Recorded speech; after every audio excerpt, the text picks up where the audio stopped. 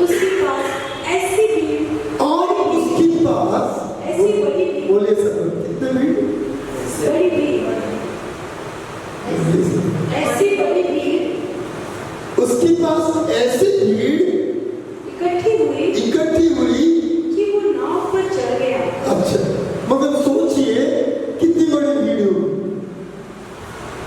इतनी बड़ी भीड़ उसके पास आया और वो नाव पर चढ़ गया और चढ़ के उसने क्या किया, एक पैराबल, दृष्टांत, इसको उड़िया में क्या बोलेंगे, दृष्टांत देने लगे।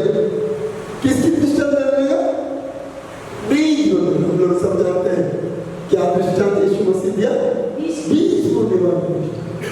परंतु उसका जब हम 11 वचन में आगे 10 वचन से पढ़ेंगे तब हमको मिलेगा कि प्रभु कुछ और कुछ बोल रहा। देखिए 10 वचन, जिन्होंने पास आकर उससे कहा, तू लोगों से दृष्टांतों में क्यों बातें करता है? प्रभु यीशु मसीह को, हेलो सुन रहे हैं सब लोग, थोड़ा ध्यान से सुनिए क्या लिखा है।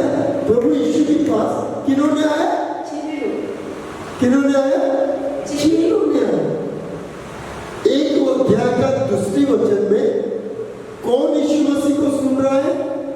बड़ी भीड़, बोलिए आप लोग, बड़ी भीड़, कितनी भीड़, बहुत बड़ी भीड़ सुन रहा है। और अभी कौन यीशु के पास आएगा? चेले और क्या पूछ रहे हैं कि क्या इतनी बड़ी भीड़ था, थोड़ा कुछ तो मजाक बोलना था, अब बीज बोलने वाले ऐसा लिख रहा। देखिए चेलों ने उनके पास आके पूछा कि क्यों आप ऐसे इतना दृष्टांतों में क्यों छोटा छोटा दृष्टांत उनको दे रहे हैं। फिर 11 में यीशु ने उनसे उत्तर दिया, तुमको स्वर्ग के राज्य के भेदों की समझ दी गई है। Hallelujah, hallelujah. क्या बोलिए सब लोग, क्या क्या लिखा? तुमको स्वर्ग के राज्य का भेदों को समझ दी गई है। सब लोग बोले क्या? समझ दी गई है। और एक बार समझ दी गई है। और एक बार समझ दी गई है। समझ को याद रखिए, इसको इंग्लिश में बोलते हैं अंडरस्टैंडिंग। क्या बोलते हैं? अंडरस्टैंडिंग। तुमको भेद की बातों को समझने के लिए शक्ति दी गई है, फिर पर उनको नहीं, दो ग्रुप हो। एक ग्रुप कौन है? चेले। और एक ग्रुप कौन है? भीड़ क्या है? भीड़ मस्ती करता है, चल यार चलो बोले से, कोई काम तो नहीं है, पैर जाके चला जाता है, बैठता है तो क्या करता है? मोबाइल देखता है, नहीं तो गीत सुनता है, नहीं तो किसी ने उसको बोला कि he has not paid a price, just ऐसे आ गया, चलो यीशु मसीह को देखते। भीड़ कैसे जमा होते? ऐसे जमा। पर तो चेले कौन होता है? He has to give a price. Hallelujah. He has to give a price. हम लोग का समय सबसे बहुमूल्य है। प्राइस मतलब क्या है? एक समय है, दूसरा क्या है? धन है, और तीसरा क्या है? टैलेंट। समय, धन और टैलेंट, ये क्या है? These are price. प्रभु के दास बोलते हैं कि a man of God must pay a price for the salvation. हमें देखिए, वो ये paid a price, हम भी नौकरी कर सकते हैं, हम भी अनपढ़ गवार नहीं है। चेले लोगों को देखिए, 12 चेले, जो पतरस था वो एक फिशिंग कंपनी का मैनेजर था। हम लोग सोचते हैं कि मछुआ मतलब क्या? आजकल देखिए, मेरे को एक भाई कोर्ट में काम करता था, उसने बोला सर चलिए, बोला क्या, कहाँ ले जाओ, कोर्ट में काम करता था, अरे चलिए ना, ले गया, उसका जहाज दिखाया, फिशिंग बोट, और उसमें मछली पकड़ के लेके आए थे। अरे बाप रे, तुम ये भी करते हो? फिशर में मतलब हम लोगों को क्या है, गांव में डंडा पकड़ के उठाने वाला 3 बार 5-6 घंटे में, सर एक पतरस ऐसा नहीं था, he was a great man, बहुत बड़ा मछली का व्यापार करता था। उसने क्या किया, उसने सब कुछ को छोड़कर प्रभु के पीछे, हालेलुया, हालेलुया। प्राइस आपको देना पड़ेगा, इसके लिए यज्ञ उसका 29 का 13 में क्या लिखा है, सीख प्रभु, अब तो माँ है, अब तो बाप है, मैं क्या आपको खोजूंगा, आप मेरे पास आ जाओ। हम चाहते हैं कि वो हमारे पास आ जाए, हम चाहते हैं कि वही हमको क्या करे, देते रहे, हम उनको ना देंगे, परंतु परमेश्वर कहता है कि उनको ये अंडरस्टैंडिंग, समझ दिया जाता है, किनको जो एक प्राइस को, प्राइस का मतलब क्या है,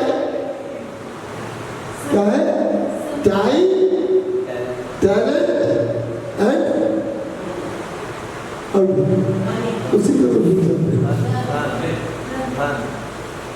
जी, मनी, धन, ये सारी चीजों को परमेश्वर के लिए हमें देना है, हालेलुया, निकालना है, छोड़ना है, तभी हमको परमेश्वर क्या देगा, अंडरस्टैंडिंग देगा, हालेलुया।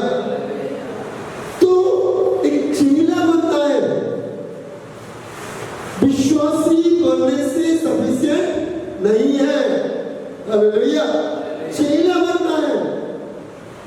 जो प्रभु को प्यार करता है, संडे में आके या सैटरडे में आके ताली बजाने से वो भीड़ में चला जाए, Yes to pay price, hallelujah. मैं आपको उस दिन बोल रहा था, बलराम सागर के बारे में बोल रहा था, वो बोलता है कि मेरा नाइट ड्यूटी में करता था, और जब भी मेरा खत्म होता था, मैं 3 बजे 2 बजे अगर घर में आता था, तो हाथ पांव धो के क्या कर देता था, रोटी खा के सो जाता था। वो बोलता था कि आके प्राइस अगर पेमेंट हम नहीं करेंगे तो हमें अंडरस्टैंडिंग, क्या, परमेश्वर के राज्य का भेद न सहज नहीं है भैया, हमें समझ गया है। क्यों समझ गया है, भीड़ को नहीं, उधर लिखा है उसी वचन में 11 वचन में, तुमको वो शक्ति दिया गया है, परंतु लिखा है ना, परंतु उनको नहीं। तो हमको ये एक बहुत बड़ा गहरा चीज है, हालेलुया, बहुत बड़ा गहरा चीज है, जिसको हमको जानना जरूरी है, हालेलुया। 13 अध्याय का 44 राजा का 3री अध्याय का 9 वचन। तू अपने दास को अपनी प्रजा का न्याय करने के लिए समझाने की ऐसी शक्ति दे कि वे भले बुरे को परख सको, क्योंकि भले बुरे को परख सको, क्योंकि कौन ऐसा है कि तेरी इतनी बड़ी प्रजा का न्याय कर सके। ओके, अभी 9 बजे इंग्लिश में पढ़े। एहेतु जेपरि आमे भलो भेद जानि पारिबु, एथिपाई तुम लोक विचार करबा निमंते तुमर ए दास को ज्ञानी मन दियो। Okay, English.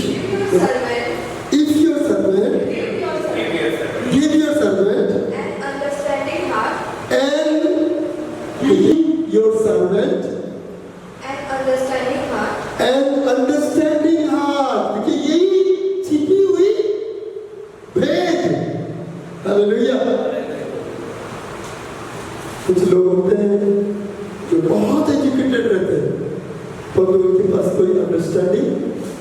अंडरस्टैंडिंग नहीं।